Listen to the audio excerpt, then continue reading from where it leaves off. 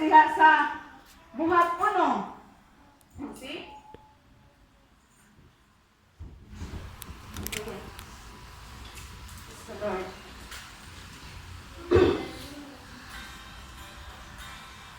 Ayan siya sa 11. Mingon sila, mga taga-Galilea, nganaw nagbalog man kamo dinhi og nagsilig hangad sa langit. Si Jesus nagibayang ngadto sa langit, balik sa samang paagi sa iyang pagdayag ngadto sa langit. So dili tayo nga magsigil hangad. No? Mga kaigsuonan, mingon si Ginoong Jesus, no? Sa samang paagi, mikayag siya sa langit, ug sa samang paagi mibalik siya pag-usab. No? Iyon ana mga kaigsuonan ng ato ang kinabuhi. Nagikinahanglan gyud nga magsigurado ta, no? Sa seguridad sa ato ang kinabuhi. Second, ayun siya.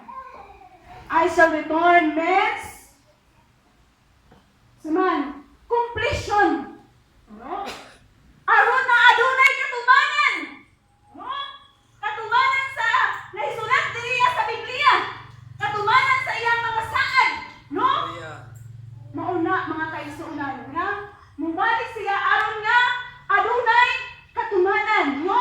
Magdala og katumanan sa plano sa kaluwasan sa Dios, timaan sa katapusan sa kasaysayan sa tao. Sa diha nga mubalik siya, mahuman ang tanan diri sa kalibutan, mga kaigsuonan. Ug mahuman sa ang kasaysayan sa tao diri sa kalibutan. Oh, kay mao naman na ang iyahang tumong niyo siya nga I shall return. Hallelujah. No? Niyon diya sa 1 Corinto 15:24 niyon ang pulong sa Dios sa 24.